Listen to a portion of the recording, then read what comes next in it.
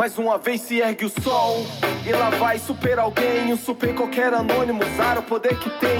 Ônibus superlotado, carteira super vazia, vai buscar o suprimento para superar o dia.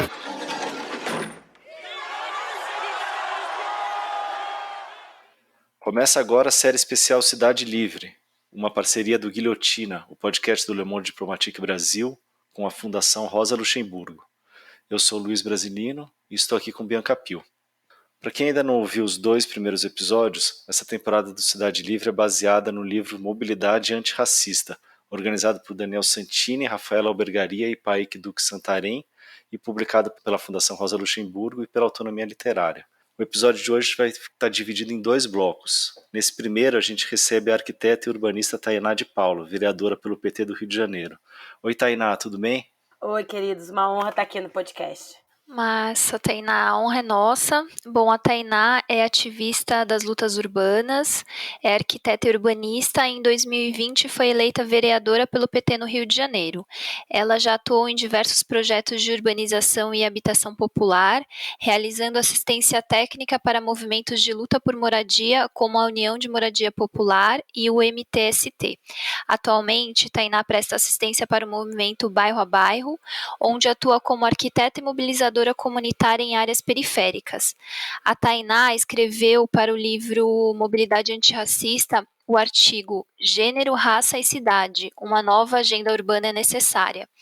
E Tainá, a gente queria começar pedindo para você explicar como gênero, raça e classe se articulam para conformar as desigualdades territoriais e urbanas nas cidades brasileiras. Claro, Bianca, ótimo ponto. Primeiro, para além da grande honra de estar aqui dividindo, trocando sobre a cidade, mais sobre as desigualdades urbanas com vocês, é um desafio enorme, muito num contexto de pós-pandemia, né? Quando eu fiz o artigo, nós ainda não estávamos entendendo tanto de pandemia, de Covid-19, principalmente de perspectiva futura de desigualdade, mas de cara o que a gente pode dizer é que a desigualdade urbana aumentou e muito. A vulnerabilidade econômico-social, a ausência de postos de trabalho, a mudança do tipo de trabalho disponível, teletrabalho é uma realidade que na ampla maioria dos casos ainda é mais injusto, mais difícil de ser alcançado, tendo em vista a desigualdade econômica, né? A dificuldade da gente conseguir acessar, ter acesso digital no Brasil ainda é uma realidade que precisa ser entendida e melhor estudada, mas o fato é que apenas 35% da população brasileira tem acesso irrestrito, universal à internet, né? Com todos os pacotes de dados, com todas as possibilidades possíveis. Tendo feito essa introdução, eu acho que é muito dos desafios da desigualdade futura, é muito importante a gente avaliar os desafios do nosso passado, né? A gente tem aí uma herança de cidades escravagistas forjadas num capitalismo do pós-abolição, que é extremamente desigual do ponto de vista de acesso à infraestrutura urbana, acesso a garantias de direitos urbanos e direitos civilizatórios básicos, água, moradia, mobilidade, garantia de segurança pública, garantia de higiene. A gente passou pelo Covid-19 e a gente passou mais de um ano falando lave as mãos e fique em casa e abrindo mão do debate que quantos indivíduos brasileiros têm casa e entendendo como casa, né, como aquele abrigo completo, capaz de garantir saúde, tranquilidade na sua vida, uma casa que não vai cair, uma casa que não está na área de risco, uma casa que não vai inundar e uma casa que tem acesso irrestrito a saneamento básico, né? Uma casa que tem acesso à água essa que você pode usar para tomar banho, para lavar as mãos, para fazer sua higiene. Para além da desigualdade digital, para além da desigualdade econômica, né? Acho que, na minha opinião, os grandes desafios aí do século XXI no pós-pandemia, nós precisamos rever essa grande herança de desigualdade da pós-abolição, do pós-escravismo que está colocado na cidade. A dificuldade de acesso à água, a dificuldade de garantia e acesso a transporte e mobilidade, acessibilidade. A gente está falando de uma saúde pública ineficiente também pelas condições de moradia e urbanidade.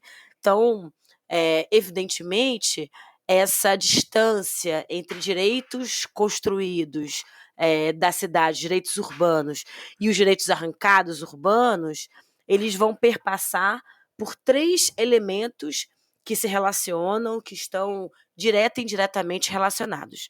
O primeiro, sem dúvida alguma, a gente pode pontuar aqui como um caráter econômico, onde está a nossa classe trabalhadora, formal e informal. É importante observar também que as favelas, os loteamentos, os mucambos, os quilombos urbanos, todos os espaços de pobreza perpetuados na lógica, moldados na lógica da exclusão do capitalismo, eles bebem de uma discussão que é aqueles moradores que não podem morar nas áreas infraestruturadas estão morando nas áreas de descarte urbano, nas áreas da periferia da cidade, entendendo periferia como também periferia do acesso, periferia de bem-estar social. Esta periferia ela vai se consolidar também a partir dos marcadores de raça, tendo em vista a herança escravista e pós-escravista mal sucedida. A gente tem aí, não é segredo para ninguém, uma falsa abolição que estabelece uma massa trabalhadora, até então escravizada, até então sem salário formal, que vai ser responsável não só pela sua sobrevivência, seu alimento, seu abrigo, mas será arrancada dos espaços infraestruturados, que estão organizados a partir da lógica da mais-valia urbana e a partir da lógica de acumulação urbana. Quem pode pagar mora bem, quem pode pagar tem acesso aos bens e serviços e equipamentos urbanos. Quem não pode pagar está fora dessa lógica.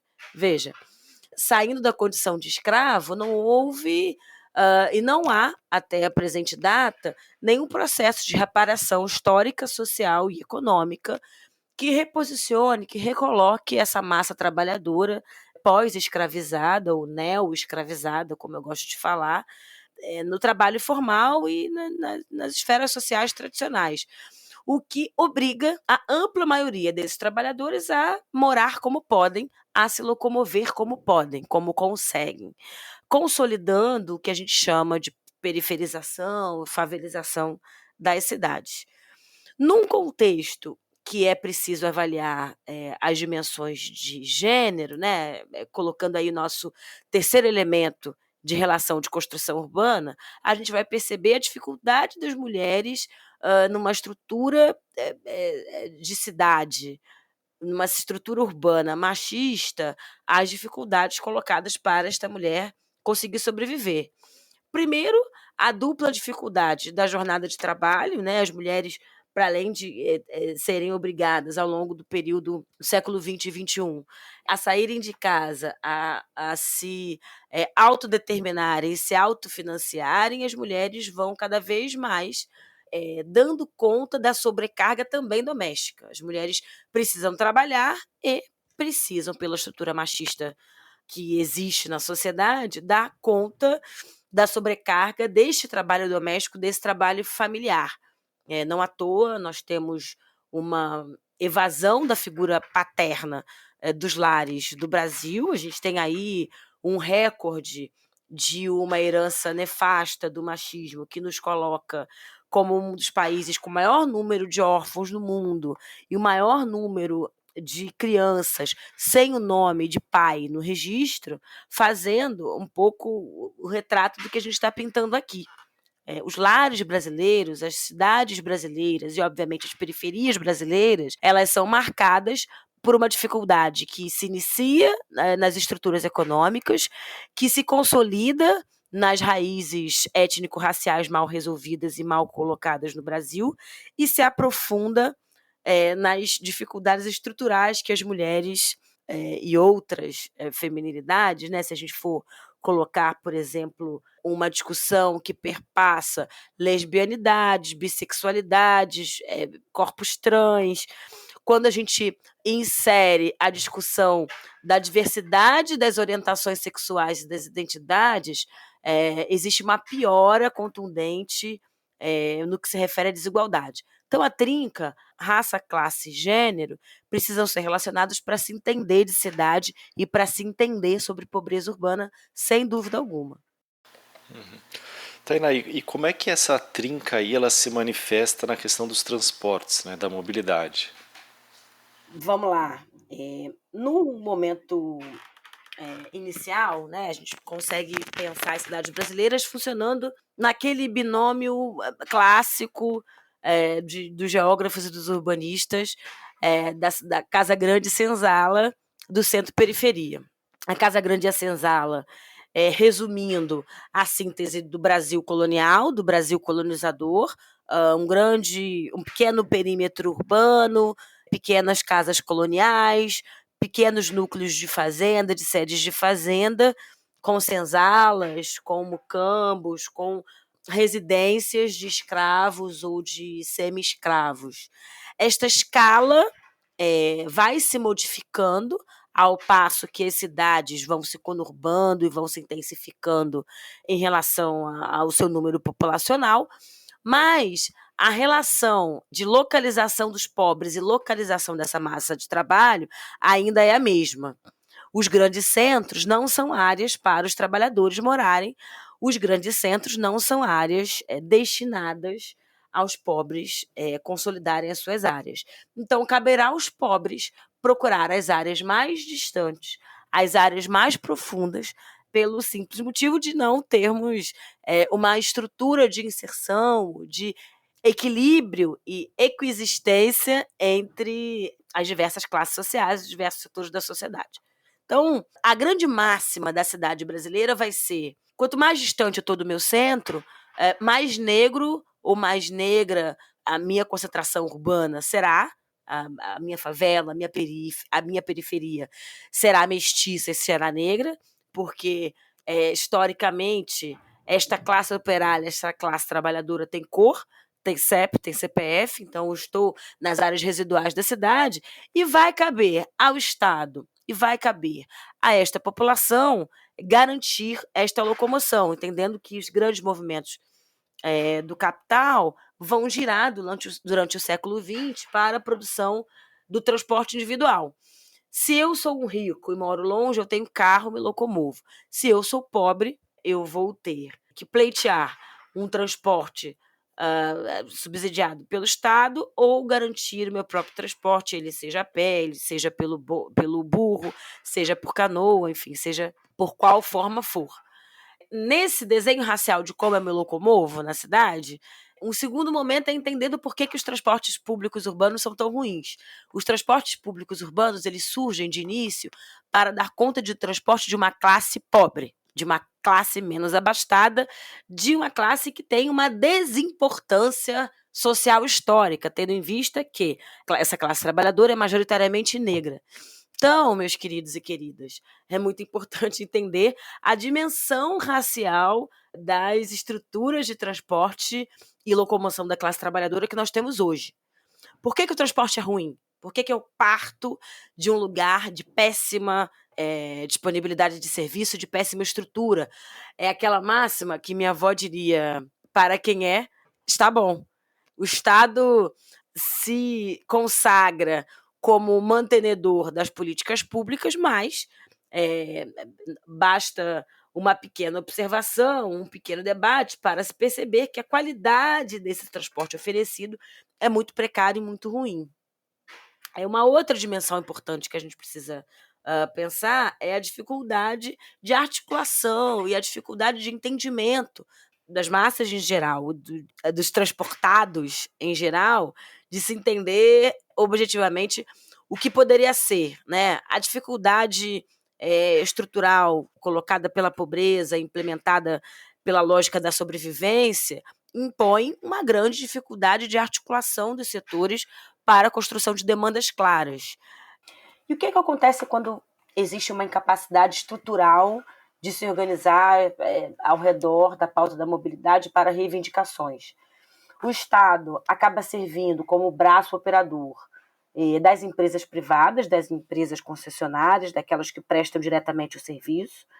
As empresas, por sua vez, perpetuam um modus operandi de desigualdade, orquestrando a retirada máxima de serviços, a capacidade de melhoria máxima dos modais, inviabilizando, em grande medida, a melhoria de curto, de médio e de longo prazo das operações, fazendo com que a gente tenha um saldo dramático da qualidade das operações, dos tipos e da forma de transportar as pessoas no Brasil. Não só no Brasil, mas em todas as cidades que não fizeram grandes intervenções nesse sentido, da gestão da mobilidade. E o que está claro, o impacto da desigualdade afeta diretamente a forma dessa locomoção. Está dado que, por exemplo, mulheres negras têm uma maior dificuldade de acessar a cidade porque tem, para além do acesso à renda, né, sem dúvida alguma, um valor salarial, um valor de renda muito menor do que outros setores da sociedade, como homens brancos, como mulheres brancas, até mesmo do que homens negros, que ainda estão mais formalmente empregados do que mulheres negras. A dificuldade estrutural de dar conta da locomoção não só dela, mas de toda a família, né? Acesso a creche, acesso à escola, acesso a equipamentos de saúde. São as mulheres, a gente falou lá no começo da minha fala, que são os teios da família desde o censo dos anos 90, né? E em que pese são as mulheres que estão tentando a sobrecarga da dupla jornada, 2 empregos, do trabalho informal, da garantia de vida e dignidade para seus filhos, para os seus companheiros, para os seus familiares de modo geral, e é a mulher, na ampla maioria dos casos brasileiros, né, principalmente se tratando de 0 a 3 salários mínimos, que vai ser o arrimo da família, o sustento da família e a garantia de cuidado da família durante a pandemia do coronavírus. Para a gente perceber, né, e para a gente entender quais são os movimentos importantes para a gente melhorar e qualificar a mobilidade urbana e o acesso à cidade no século XXI. Entender que a gente tem um grande limitador intransponível, que é eliminar a desigualdade social e econômica. Não dá mais para fingir que a vulnerabilidade social está descolada do acesso à cidade. Acessar a cidade atrelada ainda a uma lógica capitalista de cidade, onde eu tenho que pagar para me locomover, eu tenho que pagar para viver, é sem dúvida você avançar na distribuição de renda, na distribuição de acesso a recursos econômicos para que eu consiga sobreviver nessa cidade. Uma outra chave importante é até quando nós vamos fingir que esse sistema capitalista dá conta dos nossos problemas. O capitalismo não deu conta da eliminação da desigualdade econômica, ele não dará conta das transições sociais, socioambientais e raciais que nós precisamos. O capitalismo brasileiro, por exemplo, ele precisa necessariamente da manutenção do escravismo brasileiro. Eu preciso ter metade da população brasileira, por exemplo, contemplada aí na faixa de 0 a R$1.000. Metade da população brasileira ganha menos do que R$1.000. E o capitalismo brasileiro não quer reverter isso. O capitalismo brasileiro opera numa lógica de descartar essa classe trabalhadora, esse excedente trabalhador e esse precariado. Ele prefere chacinas do Jacarezinho, prefere a fome e a miséria do que assumir um novo pacto social que reivindique uma mudança de estrutura drástica na sua distribuição, não só de acesso à cidade, mas acesso à justiça social.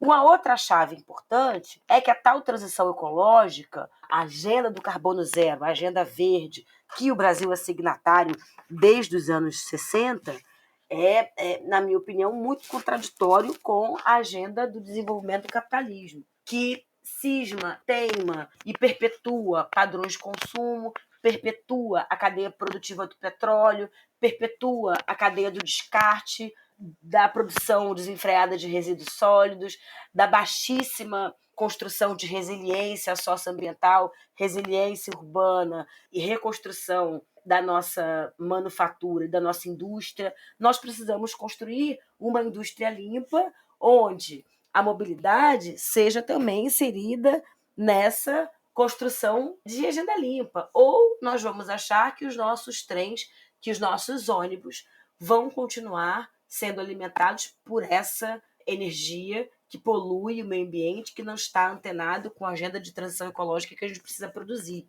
Que nós não devemos entender que as variáveis de qualidade urbana e social têm interlocução direta com a qualidade de transporte que se tem. A maioria dos assentamentos precários, das favelas que nós temos no Brasil, estão isoladas do ponto de vista territorial e escravas do rodoviarismo, que polui, que é ineficiente, que não dá conta do transporte e da mobilidade urbana, que desaparece no meio das crises. A gente vê, ao longo da pandemia do coronavírus, uma grande dificuldade que é a garantia do transporte das pessoas, da ampla maioria da população, porque as linhas de ônibus desapareceram, porque deixou de ser rentável, porque desapareceram as pessoas que têm dinheiro para pagar o valor das passagens. Então, mudanças estruturais precisam ser feitas do ponto de vista urbano-ambiental para que o transporte também esteja adequado a essas mudanças estruturais. Não dá para resolver meias pontas, não dá para resolver meios setores. A mudança é integrada. Certo, Tainá. E para finalizar, a gente queria trazer uma questão. No seu artigo, você diz que o planejamento urbano atual é feito a partir da experiência daqueles que detêm o poder. Qual é a importância de incorporar as especificidades de todos os grupos raciais e sociais e romper com esse planejamento hegemônico? E o que isso poderia representar para as cidades? Olha, todo mundo que nos ouve, Bianca, Luiz, eu sou uma arquiteta bem exausta de falar com arquitetos e urbanistas que não entendem a centralidade da cidade hoje, né, os desafios da cidade hoje. E talvez eu esteja meio exausta do processo acadêmico que sequer insere, e para além de não inserir os atores sociais importantes, aí falando que as últimas levas de estudantes negros, de urbanistas negros, de urbanistas periféricos do Brasil, foi fundamental para a qualificação do debate que precisa ser estruturado de forma reestruturante na próxima quadra da história. Mas ainda estamos subordinados a uma lógica que é eurocentrada, que é ditatorialmente embranquecida, que é levianamente burguesa. Existe o emburguesamento do debate urbano que precisa ser, na minha opinião, revisionado urgentemente. Então, a primeira coisa é repensar os experts, as expertises, os interesses de pauta e as agendas que estão em discussão. A outra coisa é tornar a cidade menos tecnocrática, né? Existe quase que uma ditadura da tecnocracia que impõe que mudanças urbanísticas, mudanças legislativas sejam feitas a revelias ou totalmente separadas, descoladas da realidade das cidades. A gente precisa fazer cidade com quem construiu a cidade, a duras penas, como pôde e como conseguiu construir, e a gente precisa inserir a ampla maioria da população no centro das soluções. Eu acho que se você conversar com qualquer um que mora em Uaíba, o morador de Uaíba, que fica na zona oeste profunda aqui da cidade do Rio de Janeiro, vai saber te responder como chegar melhor no centro da cidade, como se locomover melhor para as outras centralidades urbanas, quais são as potencialidades do seu bairro e por aí vai.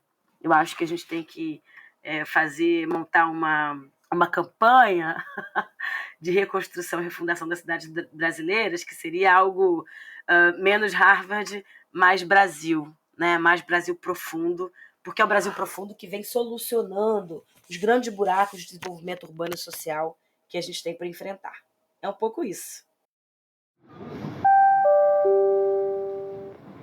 Próxima estação, Jopiri.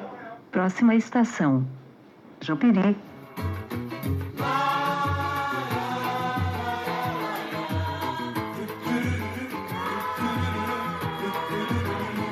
Recebemos a socióloga Marcele Decoté. Oi, Marcele, tudo bom? Oi, gente, tudo? E também a pesquisadora Monique Cruz. Oi, Monique, tudo bem? Oi, pessoal, tudo certo? Sejam bem-vindas aqui ao segundo bloco do terceiro episódio do Cidade Livre. Bom, a Marcele é doutoranda do Programa de Pós-Graduação em Sociologia da Universidade Federal Fluminense, mestre em Políticas Públicas em Direitos Humanos e articuladora do Fórum de Juventudes do Rio de Janeiro e do Movimento Liberdade Ativa de Parada de Lucas. Atualmente, ela coordena o eixo de incidência do Instituto Marielle Franco. Já a Monique é mestre e doutoranda em Serviço Social pela UFRJ, membra do grupo de pesquisa GP100, do Fórum Social de Manguinhos, do coletivo Zacimbagaba e da Associação Brasileira de Pesquisadores Negros e Negras, e pesquisadora da Justiça Global também. Bom, gente, a gente queria começar perguntando para vocês explicarem historicamente qual que é o peso do racismo na conformação das cidades brasileiras e como que isso se expressa atualmente. Né? Bem, eu posso iniciar falando, e eu acho que é importante a gente pontuar que historicamente diversos pesquisadores, né, intelectuais negros, mas também movimentos, né, pessoas que atuam, né, na defesa da população negra no Brasil e também nos países em diáspora, defendem que o racismo, né, quando a gente fala racismo, é o racismo estrutural, né, aquele racismo que está nas estruturas, que constitui, né, que está dentro das instituições que hoje regem, né, a política brasileira, que hoje regem toda a conformidade social que a gente está inserido. Então, se a gente chama o racismo de estrutural, né, quando a gente aponta que ele é estrutural, é que ele está presente, né, em tudo. Né? Ele está presente na forma como a gente se socializa, ele está presente na forma como a gente acessa as cidades, como a gente acessa o transporte público, a mobilidade. E foi um pouco do que a gente quis trabalhar, né, assim, que a gente quis discutir, e a gente teve a oportunidade de discutir, eu e a Monique, né, do que a gente chamou de mobilidade racial urbana. A gente quis explorar, primeiro, que o controle das pessoas, né, por meio da gestão dos sistemas de transporte público, da mobilidade das cidades, é resultado também dos processos de racismo e militarização históricos pelos quais a gente vem passando há centenas de anos, não só no Brasil, mas na América Latina de forma geral e nos países que existem, né, em diáspora e também em países, né, que têm população negra, né? E eu acho que é importante também dizer que no estudo da modernidade, né, da formação das cidades, da divisão do campo, da cidade, da indústria, da economia, passa também pela ampliação do que a gente, o que a gente aponta e que a gente estuda, pela desnaturalização do que é humano, né, do que é o corpo humano. E a desnaturalização da humanidade está presente nos corpos negros. Por isso que a gente fala de racismo. É óbvio que isso tem a ver com o período histórico que a gente viveu, que é o período da escravidão, mas principalmente tem a ver com o período subsequente da escravidão, que é a passagem desses corpos escravizados para corpos explorados pelo capital, né? Pela subexploração desse corpo que sai do regime de escravidão e se insere na sociedade como corpo a ser explorado, né? O que a gente tem hoje, né, milhares de pessoas que entram nos trens dos metrôs, né, que vão trabalhar, levam 3 horas para chegar nos seus espaços de trabalho, que sofrem com a violência policial, que sofrem com o racismo nas suas instituições, nas suas empresas, etc. Então, acho que esses corpos, esse período subsequente, quando esses corpos começam a ser lidos como um capital produtivo, né, concentrado nos centros urbanos, e principalmente o projeto, que é a ausência de políticas como moradia, como mobilidade, como segurança, esse projeto do Estado de ausência reforça o que a gente chamou de fronteira de circulação seletiva, né? O que a gente chamou de fronteira racial urbana que a gente vive hoje. E essa fronteira racial que separa os trabalhadores, que separa os negros, que separa as mulheres. Então, é um pouco disso quando a gente aponta, pelo menos um recorte, né? Parte de uma pergunta que é muito ampliada, que é a pergunta sobre como o racismo estrutura a sociedade de forma geral, a gente quis explorar a partir daí também. É isso, Marcele, quando traz isso, me parece importante destacar também, né, que esse período em que a gente chama tanta atenção, que seria o chamado pós-abolição, ele é fundamental para a estruturação das cidades como a gente conhece, né? Tem 2 pensadores que são muito importantes para ajudar a refletir sobre isso. Um deles é o Clóvis Moura, que vai demonstrar como essa população, né, liberta com muitas aspas, vai ser jogada nessas cidades que estão começando a se construir. O outro é o próprio Milton Santos, né, que está sendo bastante celebrado aí nos últimos dias, que vai falar sobre a importância dessa formação socioespacial, de como essas cidades vão se constituir. Porque a gente está falando de um pós-abolição que não se resume à não reparação dessa população que trabalhou e foi explorada durante tanto tempo. Mas a gente está falando de um pós-abolição que não reparou e que criou diversos obstáculos, inclusive jurídicos, formais, de impedimento de desenvolvimento das populações negras. Então, isso implica diretamente em como a cidade se constitui, como o racismo estrutura a nossa vida. Porque se você não tem casa, você não tem o mínimo necessário da estabilidade da sua existência humana para acessar outras formas de desenvolvimento, né? Bom, no artigo, vocês tratam da militarização não somente como um dispositivo de gestão da população, mas também como uma espécie de ideologia que alcança aí todas as dimensões da vida em sociedade. Qual que é o papel da militarização quando lida aí por essa chave? Eu posso começar um pouco falando sobre isso, porque a militarização, nesse processo, né, que tanto eu quanto o Marcelo compartilhamos, né, de pensar a cidade, de pensar o controle dos corpos, de pensar especialmente a juventude, né? A Marcela é uma articuladora do Fórum de Juventudes do Rio de Janeiro e eu compus o fórum durante muitos anos, né? Porque eu sou um pouco mais velha que a Marcela. Isso é importante, né? Então a gente vem olhando para essas conjunturas, né? E para esse trato da população nesse lugar da mobilidade, né, desse controle dos corpos da mobilidade, quando a gente pensa a militarização, ela é fundamental quando olhada por essa chave que você está chamando a atenção, né? Porque a gente está olhando a militarização no senso comum como aumento do uso de armas, como aumento do tiroteio, de equipamentos bélicos pelo Estado. Mas a gente também amplia um pouco isso para olhar como essa perspectiva, né, de que existe um inimigo a ser eliminado, esse ethos masculinista da guerra. Então você tem uma ideia de que esse sujeito outro, né, que me oferece perigo, precisa ser destruído. Então essa narrativa de um ódio que pra gente, né, tanto para mim quanto Marcele, a gente olha totalmente estruturada pelo racismo, que olha para esse outro sujeito, né, para esse sujeito negro, para essa mulher, para esse morador de favela, como um perigo, né? É uma racionalidade que vai implicar o desejo de eliminação, que tem a ver com essa ideia de militarização, que é totalmente embasada também em racionalidades coloniais, né? Ideias de separação, de ambiguidade, né? Do que é desenvolvido, do que não é, do que precisa ser eliminado, do que não, que precisa ser mantido, do bem e do mal. Então são ideias que vão nos moldando, né, a olhar esses processos e a também legitimar, de alguma maneira, esse processo militarizado que a gente enxerga hoje como um Estado contra a sua população, né? Então é um pouco de olhar a militarização como uma racionalidade que vai se imprimir não só nos territórios, mas nas pessoas e nas políticas públicas. Então, para fechar um pouco desse raciocínio, vou dar um exemplo concreto, né? A gente teve uma situação em 2016, em Manguinhos, em que um adolescente de 14 anos foi morto com 4 tiros de fuzil. No processo de socorro desse adolescente, ele é levado para a UPA da região, e quando a mãe chega com esse adolescente ferido, quase morto, ela escuta uma das enfermeiras dizer: deixa morrer que é bandido.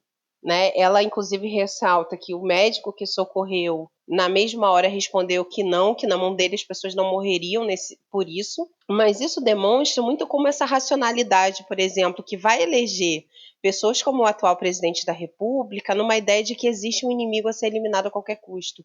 Né? Então é uma racionalidade para além mesmo desses instrumentos bélicos que a gente tem visto. Super, Monique. E eu acho que só para complementar um pouco essa ideia, né, que a gente já trabalha, defende e dialoga com outros pesquisadores, outras pessoas que estão atuando nesse tema, é isso, exatamente isso que a Monique pontuou, né? Acho que a militarização, a gente olha a militarização não no sentido figurado, né? E a Monique traz isso, né? Não no sentido figurado do que eu falo associado a instrumentos de guerra, armamentos, a questão bélica, mas como um dispositivo de gestão das populações, né? e a gente falou muito isso no artigo, e acho que é o que a Monique reforçou aqui, de que é uma espécie de fenômeno cultural, que hoje ultrapassa até a ação fisicamente violenta do Estado, né, e de outras organizações dos territórios de periferia e favela. Um dos exemplos, e até que a Monique trouxe, mas tem um que a gente também fala muito, que foi na época da ocupação militar, que a gente teve ocupação militar associada aos mega-eventos, teve uma ocupação militar no governo Dilma, na favela, né, da Maré, né, no Complexo da Maré. E eu lembro, né, e uma coisa que a gente trabalhou, de que as adolescentes, as crianças que estavam naquele território, né, depois da saída do exército, né, ou até durante a permanência do exército, com todo o aparato, não só bélico, né, de você ter um tanque na sua porta da sua casa, mas você ter panfletos espalhados na favela com tirinhas, né, associadas a, por exemplo, a Turma da Mônica de traje militar, ou outros tipos de material, né, que mudam um pouco a forma como essa comunidade se socializa, né, a forma até no linguajar, no traje. E muitas daquelas crianças e adolescentes que viveram o período da ocupação militar do Complexo da Maré saíram dali, né, eu lembro disso, acho que Monique também, né, muitas mães falando que aqueles filhos, né, eles olhavam para aqueles jovens também que estavam fardados, né, militares, ocupando seu território de forma bélica, de forma violenta, olhavam e falavam assim: mãe, eu quero ser isso quando eu crescer. E quanto é o impacto disso, inclusive, no futuro destas crianças e adolescentes que tiveram contato, né, com um tipo de ocupação. Estou falando da ocupação da Maré, mas a gente teve o projeto das unidades de polícia pacificadora no Rio de Janeiro também, que inclusive agora está retornando, né, no discurso do governador. Mas o que a gente tentou trabalhar e o que a gente tenta dizer é que essa militarização como chave também da sociabilidade, né? A militarização como eixo central e que baseia, inclusive, nossas relações em volta, nossas relações à nossa volta. E de que, e aí eu lembro que no artigo que a gente escreveu, a Monique ressaltou muito bem, ela que escreveu essa parte, que ela utilizou a Carolina Maria de Jesus, que é uma escritora, né, que nasceu em Minas Gerais, uma escritora negra que só foi recentemente conhecida, né, e apesar do livro, né, da Ana Carolina, Quarto do Despejo, né, que a gente utilizou, é um livro da década de 70, só, né, no início dos anos 2000 ela começa a ser trabalhada, né, no espaço da academia brasileira, e a Monique associou, né, as favelas aos quartos de despejo, né, e o que a escritora Carolina Maria de Jesus disse que é em relação ao que é a cidade, né, então a favela como esse quarto de despejo da cidade. E que tem uma relação direta com a condição social desse território, mas o que eu estou tentando pontuar é de que se tem uma relação direta a favela, a periferia, com esse despejo do que é a cidade, do que a cidade não quer, do que a cidade diz que não presta, do que a cidade diz que não é humano, esse espaço, esse quarto de despejo, ele é moldado também para uma política urbana social,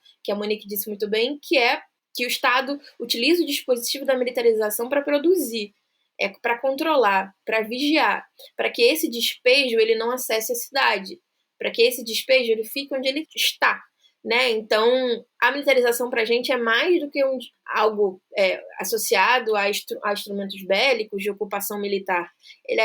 Além disso, né? Ela já se tornou uma chave de socialização e sociabilidade das favelas e periferias, falando especificamente do Rio de Janeiro, mas em outras cidades da América Latina. Então, acho que é por isso importante a gente pontuar, porque o combate à forma de militarização não é só não é só a gente discutir fuzil, mas a gente discutir a forma da ocupação, a forma do espaço, mobilidade, saúde, educação e moradia. Vocês podem explicar para quem está ouvindo a gente como que a mobilidade urbana se conecta com esse projeto racial de controle e vigilância do Estado? Então, a gente inclusive no artigo que a gente escreveu, a gente iniciou a discussão sobre mobilidade muito associada, e vários outros autores também discutem sobre isso, como o que a gente chamou de divisão racial, né? Essa cidade dividida e de como a militarização e o racismo são centrais, como a gente já falou aqui antes. Mas a divisão racial da cidade que produziu as favelas, ela é histórica e, como eu disse, traçada por esses dispositivos militares de repressão, de controle, de segregação, e de que também, olhando para principalmente a mobilidade urbana, né, e aí o último caso que a gente teve, se vocês acompanharam o caso da chacina do Jacarezinho, que é um caso que a gente ainda está refletindo sobre, porque nos corta diretamente, porque foi uma favela do lado da favela que a Monique mora, mas também foi a maior chacina, e aí chacina entre aspas oficial, porque foi uma operação oficial que a Polícia Civil do Estado do Rio de Janeiro realizou. No início da operação no Jacarezinho, 6 da manhã, a gente teve 2 pessoas baleadas no metrô. Por muito, né, no início da manhã, né, as pessoas falando da operação, muita gente estava falando sobre essas pessoas baleadas no metrô, que é o metrô que corta, né, o metrô, ele passa por cima da favela do Jacarezinho, a gente tem uma linha do trem, né, que é o ramal de Belfor Roxo, que passa por dentro da favela do Jacarezinho. Esses são tipos de... E o metrô, a linha do metrô não parou. 2 pessoas foram baleadas, e o metrô, né, do Rio de Janeiro não paralisou. Já a Supervia paralisou e está acostumada a paralisar, etc. Inclusive, participei de uma reunião, né, um tempo atrás com os diretores da Supervia do Rio de Janeiro, que estudam, inclusive, o fechamento da plataforma no Jacarezinho por conta da violência. E aí eu acho que desses 2 lados são campos problemáticos. Mas por que eu estou querendo chegar? É porque os corpos negros, né, periféricos favelados, eles são lidos como esses capitais produtivos, né? Então, desde como a Monique falou, após a abolição, a gente se girou, se transformou nesse corpo super explorado. Se a gente é um corpo super explorado, faz parte para o Estado, durante o trajeto, né, durante a montagem dessa cidade, onde a gente tem as áreas de despejo, que são as favelas, a criação dessas rotas, que são a rota da mobilidade urbana hoje no Rio de Janeiro, que não é baseada, né, somente na rota mais fácil de chegar ou no que é associado a outros indicadores de meio ambiente, clima, etc., mas sim o que faz mais sentido para os lobbies, para as grandes máfias que a gente tem hoje no sistema urbano, não só no Rio, né, mas no Brasil todo. Mas, enfim, essa rota racial urbana, né, que eu disse que é militarizada, faz sentido para o Estado perder algumas pessoas nesse trajeto. Então, as pessoas baleadas no metrô, indo para o trabalho, e o metrô não parar, também são exemplos de como o racismo está central na mobilidade também. De como nossos corpos são lidos como esse capital produtivo e que existe um exército de reserva lá que você pode repor. Se uma pessoa for assassinada na ida do trabalho, quantas pessoas já foram baleadas, assassinadas ou tiveram seu ir e vir interrompido por conta de ações do próprio Estado, né, que no ato de controlar e de vigiar impõe o seu monopólio da força e impede que essas pessoas circulem. Então eu acho que eu dei uma volta, mas eu quis trazer exemplos de como a gente ficou muito chocado na semana passada, porque aqueles trabalhadores não eram pessoas do Jacarezinho, mas mesmo assim foram pessoas baleadas e o metrô Rio do Rio de Janeiro continuou a funcionar. Porque precisava levar outras pessoas para o trabalho, porque assim gira a roda. Então, enfim, só passar essa bola para a Monique agora, porque eu acho que ela consegue seguir daí. Não, total. E pensar sobre como as cidades se constituem é também pensar essa rota do trabalho, né? Onde é que estão as pessoas empobrecidas, vulnerabilizadas, né? Não à toa majoritariamente negras, que é justamente essa população que eu falava antes, às vezes fica um pouco repetitivo, mas é uma história que nos foi tirada, né? A gente não olha para a nossa história do Brasil assim, de pensar que essa população que está nesses lugares, né, dessa rota racial que a Marcele fala, é a população que foi desconsiderada para o trabalho livre no pós-abolição, né? Então, a gente está falando de lugares extremamente vulnerabilizados justamente para produzir uma força de trabalho que pode ser hiperexplorada. Então, quando a gente vai falar de trabalho, pensar que essas pessoas, né, especialmente as mulheres, são a mão de obra disponibilizada para o trabalho doméstico, né, para uma continuidade de um trabalho que tem muitas marcas coloniais, e pensar também como essa rota do trabalho também vai criando esses bolsões, né? Então, por exemplo, Manguinhos, que é onde eu cresci, e é um lugar que eu conheço a história justamente por ter trabalhado como pesquisadora sobre a história desse lugar, ele nasce justamente porque ali tinha uma estação de trem. Então, primeiro vem a estação de trem, e a partir dessa estação de trem se constituem várias favelas no seu entorno. Depois a gente pode identificar também que mais ou menos nessa mesma época se cria ali o Castelo da Fiocruz, né, que sempre foi voltado para pesquisa científica, que também vai necessitar de mão de obra, de força de trabalho, né? A própria Avenida Brasil, quando ela surge, também ela vai promover esse lugar de trabalhadores não só para a sua construção, mas também para a circulação na cidade. Então a gente tem uma cidade racialmente organizada, uma cidade que tem essa rota, né? Por isso essa rota racial do trabalho, e a gente tem a constituição da precariedade como um elemento formador também dessa cidade, né? Porque pensar, eu cresci, né, como o Marcelo falou, e eu também falei várias vezes, cresci num lugar extremamente central, Manguinhos fica a 15 minutos do centro da cidade, com uma série de possibilidades de transporte, mas a grande parte da minha família está na Baixada. Então, por exemplo, eu sei que para ir para Belford Roxo eu não posso ir no sábado depois das 4 da tarde, porque o último trem vai às 4 da tarde, né? Então, pensar também essa mobilidade racialmente organizada, em cidades racialmente organizadas voltadas para o trabalho, para o fornecimento dessa força de trabalho nos lugares construídos para serem lugares abastados, né, na cidade. Então, não é possível falar de cidade sem pensar nessa rota racial e sem pensar no trabalho como um elemento fundamental. E a superexploração, né? Certo. Bom, no artigo vocês usam um conceito que é o checkpoint aplicado à mobilidade urbana do Rio de Janeiro. Que conclusões que vocês chegaram com essa análise que vocês podem compartilhar com a gente aqui? Que pontos vocês destacariam? A gente usou esse conceito de um antropólogo, né, que discutiu outros contextos no mundo. Se eu não me engano, ele estava pensando isso em situações de conflito no Sri Lanka, mas a gente pode pensar isso em diversos contextos territoriais conflituosos, né? A Palestina é um exemplo disso, de condições de checagem da circulação das pessoas, né? De checagem dos corpos, das mercadorias, enfim. E aí diversos níveis dessas checagens. E aí a gente tentou olhar para a cidade e para esse controle, né, racializado. E aí eu quero só fazer um parêntese, que talvez pudesse ter sido feito antes, mas eu não saquei.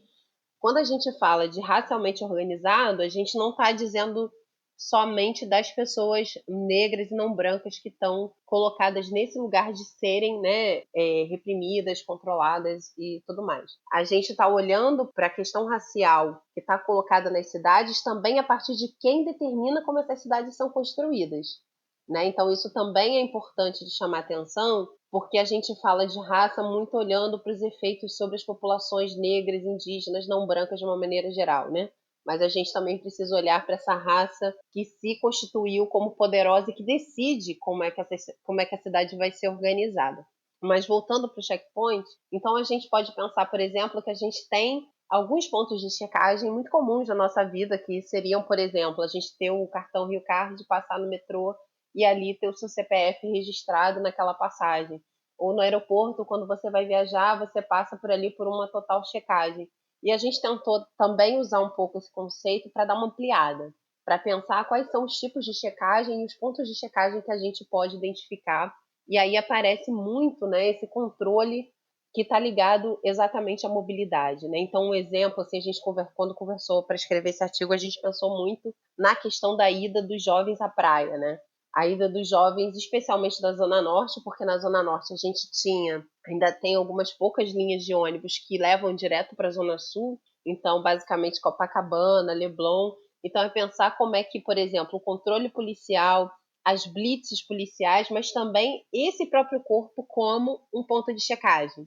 Porque assim que o ônibus sai do Jacarezinho, chega em Copacabana, esse corpo desse jovem do Jacarezinho na praia, ele em si já é um ponto de checagem, né? Ele já vai ser esse ponto de checagem. Então era um pouco de pensar isso, como é que esses pontos de controle também estão espalhados pelo território da cidade, pelos muitos territórios, para também garantir esse controle racial dessa circulação das populações negras, especialmente. Super, Monique.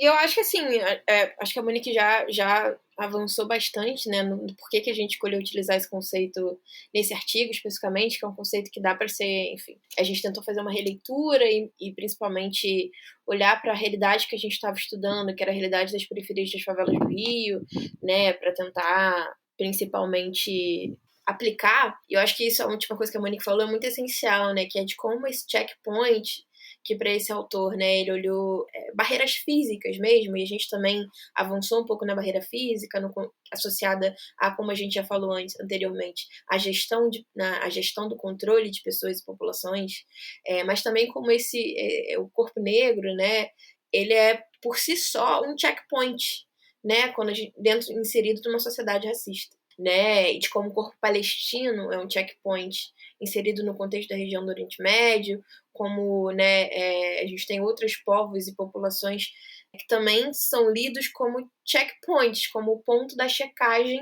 e de que, por si só, você carrega um signo que é a barreira da sua circulação, do seu direito à cidade, do seu direito a acessar, e que é muito subjetivo também, né? O racismo, ele é subjetivo, ele afeta o nosso interno, o nosso psicológico, e ele é cultural. Então, eu acho que isso o que a Monique trouxe, é o que a gente tentou trabalhar, é como essa fronteira racial da cidade, que é muito delimitada quando você fala favela, morro e asfalto, onde a população negra, acho que uma coisa que a Monique falou de quem é o responsável, né? De qual é essa raça responsável, ou qual é essa população que construiu, inclusive racializou, porque as nossas relações historicamente não eram racializadas, existe um período na história onde se inicia, mas que para essas pessoas também, né, para as pessoas não negras que moram em territórios negros, elas também são lidas, esse corpo também vai ser racializado por subsequência, assim. Então, a gente tem muita migração na história do Rio de Janeiro, como outras cidades do país, onde pessoas, né, que vieram do norte, do nordeste, e que se alocam, né, nas regiões de favela e periferia, e começam também a serem, né, começam a sofrer as consequências, a passarem por esses checkpoints, né, por essas barreiras na cidade, enfim. E a dificuldade de ter acesso à política, né, ao projeto, porque o projeto do Estado é outro. Mas eu acho que só é isso, assim, só para complementar o que a Monique trouxe, assim, é difícil. A gente tentou utilizar o checkpoint para discutir a cidade, mas a gente chegou num limite que o checkpoint são os nossos corpos, né? Uhum. Gente, é isso, muito obrigado. Achei muito legal a conversa, como a partir da leitura de vocês, como a partir da análise da mobilidade, da militarização, a gente pode ter uma compreensão da cidade como um todo, né? Nada, eu que agradeço o convite de estar aqui com a minha referência, que é a Monique, e acho que para reforçar, o que a gente está tentando, né, e que eu acho que esse livro e todas as referências que a gente traz e tem, é de que não dá para a gente discutir mobilidade separada do contexto, né, racial, social e a formação desse país, assim. Então, cada vez mais a gente precisa ampliar nossas referências, nossos horizontes, e discutir realmente o centro, a raiz desse problema, que é um problema histórico, né? Enfim. Não é isso, eu quero agradecer também muito essa possibilidade, inclusive de matar a saudade da Marcele, que a gente não se vê já tem um tempo, né? Graças a essa pandemia. Dizer que, de fato, é muito importante esse debate. Para mim, cada vez mais são valorosos os espaços que permitem com que a gente consiga imprimir essa leitura mais estrutural em relação não só às cidades, mas às nossas relações sociais como um todo. Volto a citar o professor Milton Santos, quando ele diz que a universidade, a academia brasileira, ela tem um grande problema porque ela olha para um país com um olhar distorcido, né? Ela vê um país distorcido, e o nosso empenho intelectual, acadêmico, ativista, militante, é justamente de olhar para esse país com um pouco mais de conhecimento sobre o que ele é de fato e de como ele se constituiu, né? É isso, pessoal. Muito obrigada. Valeu, gente. Bom, chegamos ao final aqui do terceiro episódio da segunda temporada da série especial Cidade Livre, uma parceria do Le Monde Diplomatique Brasil com a Fundação Rosa Luxemburgo. Este episódio teve a produção, o roteiro e a apresentação de Bianca Pio e Luiz Brasilino e a edição de Débora Pio. Voltamos na próxima sexta. E lá vai super alguém, qualquer super atrasado, mal transporte que tem quebra no meio da estrada, fica preocupada com a hora de chegar, pois agora é contratada porque sabe transformar de lá.